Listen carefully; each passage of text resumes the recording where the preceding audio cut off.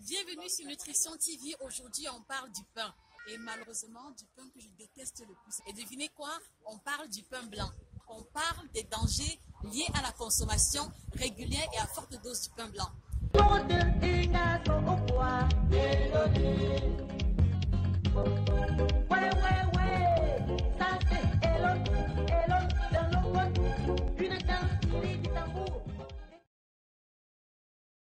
Il y en a qui composent leur alimentation avec du pain le matin, du pain à midi, du pain le soir. Ce pain qui participe même parfois du squelette alimentaire de beaucoup de personnes. Et quand il s'agit du pain blanc à répétition, alors vous comprenez très bien que la forte consommation et à haute fréquence va avoir des effets dangereux sur la santé. D'où justement l'intérêt pour nous de vous éclairer sur cette thématique. Lorsqu'on parle de pain blanc, ne voyez pas ici simplement la baguette parce qu'il y a plein d'aliments qui sont dérivés et qui vont avoir les mêmes effets sur la santé que le pain blanc. Le gâteau de la boutique, la brioche, le pain au lait. On a par exemple la baguette naturellement, le pain viennois. Il faut également voir dans une large mesure les produits dérivés de boulangerie, à savoir le pain choco, le croissant, le cake. Et vous savez pourquoi?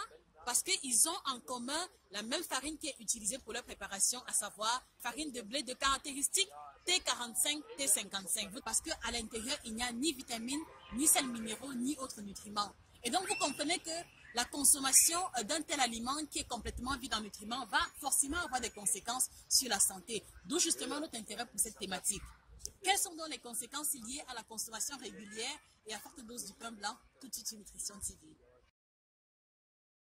Alors, le premier inconvénient lié à la consommation du pain blanc, c'est que ce qui est fait au pain blanc, c'est son incapacité à impacter positivement la santé. C'est un aliment qui va être trop pauvre en vitamines, en fibres et en sels minéraux. D'autant plus que l'ingrédient unique qu'il va contenir à ce moment-là ne sera que l'amidon. S'il ne contient ni vitamines ni nutriments, qu'est-ce qu'il contient finalement? Il ne contient que l'amidon. Or, malheureusement, l'amidon en fin de digestion va apporter uniquement du glucose. Et vous le savez, le glucose à forte dose, le glucose à répétition va créer des pics d'insuline et donc par conséquent augmenter nos chances de souffrir du diabète. Donc vous l'aurez compris, manger à forte quantité, en grande quantité le pain blanc nous expose grandement à souffrir du diabète. En premier lieu, le pain blanc ne contient pas de fibres ni de sels minéraux. Ça, on l'a dit plus haut. Mais la seconde conséquence, c'est que parce qu'il n'a donc pas ces fibres-là, parce qu'il n'a donc pas ces minéraux, il sera à l'origine de plusieurs malaises intestinaux, à savoir la présence des levures, les ballonnements, les gaz et la forte constipation. Je pense que si vous êtes fan du pain blanc, vous avez déjà expérimenté un jour l'un des 4 phénomènes. Donc voilà pourquoi est-ce que nous vous encourageons grandement à réduire la fréquence de consommation, sinon on ne pourra pas supprimer complètement parce qu'il y a des alternatives plus saines. Alors, autre caractéristique, et dommage, c'est une caractéristique malheureuse du pain blanc, c'est que c'est un aliment inutile. Et je vous rassure, il n'y a aucun abus de langage à l'intérieur. Et vous savez pourquoi? Parce qu'à la base, le pain blanc et les aliments dérivés sont préparés avec la farine de blé raffinée de caractéristique T45 ou T55. Ça va dépendre du boulanger. Alors, que signifient ces caractéristiques-là? T45 signifie simplement que dans 100 grammes de farine de blé, on va avoir 45 grammes de minéraux. Donc, c'est-à-dire moins de 50%. Et T55 veut simplement dire que dans 100 grammes de farine de blé, on va avoir 55 grammes de minéraux, donc légèrement au-dessus de la moyenne.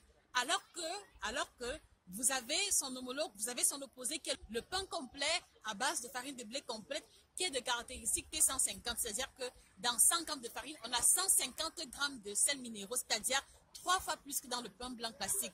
Alors, est-ce qu'il a encore besoin de vous faire comprendre que le pain blanc est un aliment inutile? Donc, s'il vous plaît, laissez tomber le pain blanc et cherchez des autres alternatives. Le pain blanc est à l'origine de l'intolérance au gluten. Vous savez pourquoi?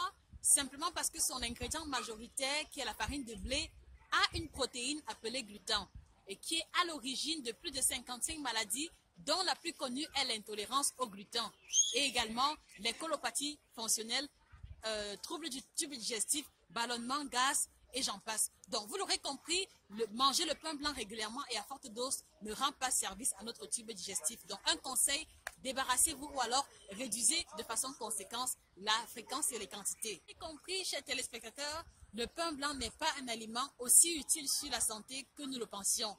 Vous avez découvert avec nous les conséquences.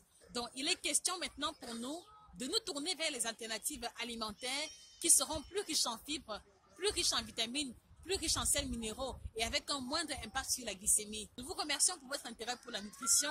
Nous vous encourageons à vous abonner. Nous vous encourageons à partager les publications parce que, souvenez-vous, cela peut être utile à plusieurs personnes. Merci pour votre intérêt. Passez une excellente journée et que le bien-être vous accompagne. Au revoir.